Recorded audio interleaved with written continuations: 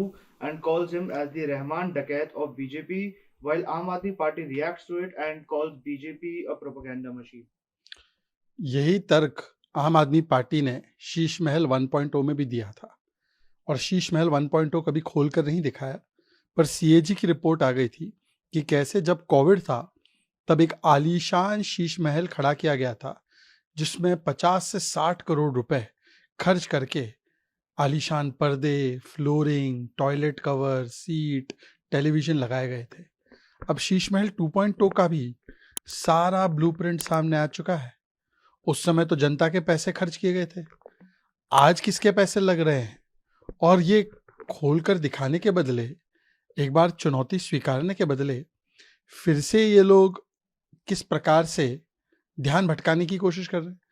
भाई ये तो वही पार्टी है जिसने हलफनामे पर लिखकर कहा था ना कि हम छोटे घर में रहेंगे, कभी बड़ा बंगला नहीं लेंगे, वीआईपी सिक्योरिटी नहीं लेंगे।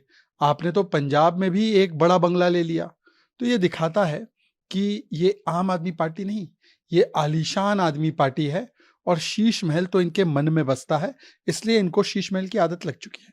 Trades barbs at Aam Aadmi Party over Sheesh Mahal too. He says that this is one of the main reasons for the Delhi loss in elections. देखिए, आम आदमी पार्टी अन्ना की उंगली पकड़कर राजनीतिक पटल पर आई थी और अन्ना की उंगली छोड़कर, झटक कर आज वो लालू प्रसाद यादव जी के साथ है जो कन्विक्टेड क्रिमिनल है।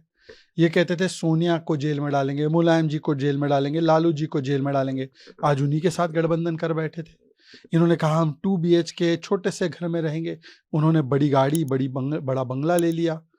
तो ये शीश महल मानसिकता है और शराब घोटाले की आचरण है जिसकी वजह से दिल्ली की जनता ने धक्के मारकर उनको निकाला है। अब पंजाब में भी उन्होंने बड़े घोटाले किए हैं, नशा माफिया को बढ़ाया है।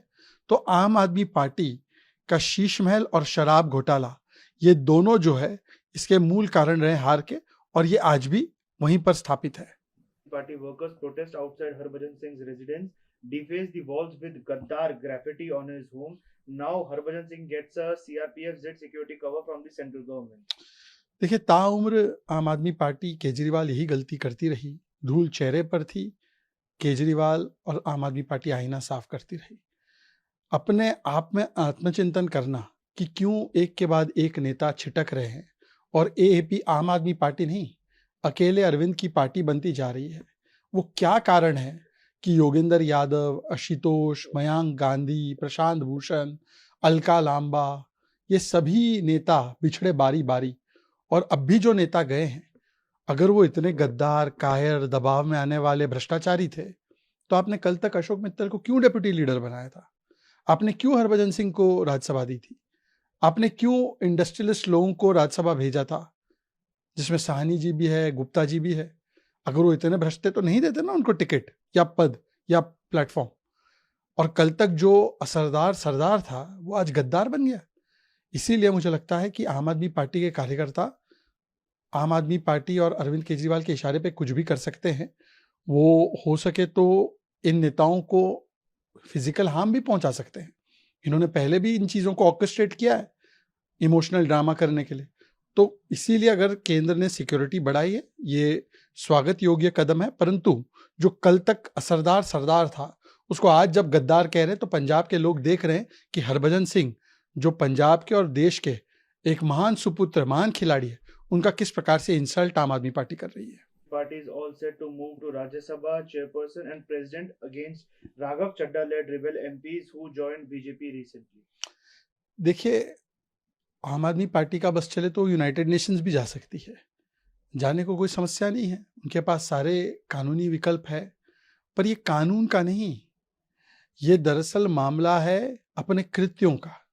अरविंद केजरीवाल कानून की बातें छोड़कर अगर कृत्यों को थोड़ा देखेंगे तो उन्हें समझ में आएगा कि लोग उनको छोड़ छोड़कर क्यों जा रहे हैं। और राज्यसभा में 10 में से 7 सांसद निकल गए, मतलब 2/3 मेजोरिटी उनकी जो है वो वहां से हटकर उन्होंने मर्ज कर दिया है बीजेपी के साथ। अब कानूनी दृष्टिकोण से अगर देखा जाए, purely legal point of view से, तो सुप्रीम कोर्ट के कई निर्णय हैं एंटी डिफेक्शन लॉ को लेकर कि जब 2/3 कोई पार्टी की चली जाती है और पार्टी का मतलब लेजिस्लेचर पार्टी होता है।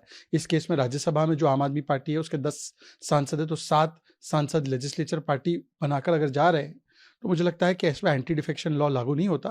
पर आम आदमी पार्टी अब बौखलाई हुई है, फ्रस्ट्रेटेड है, तो कभी किसी को गद्दार बोलती है और कभी कोई कानूनी पेचीदगी निकालने की कोशिश करती है। उनको कहीं पर भी कुछ हासिल नहीं होने वाला।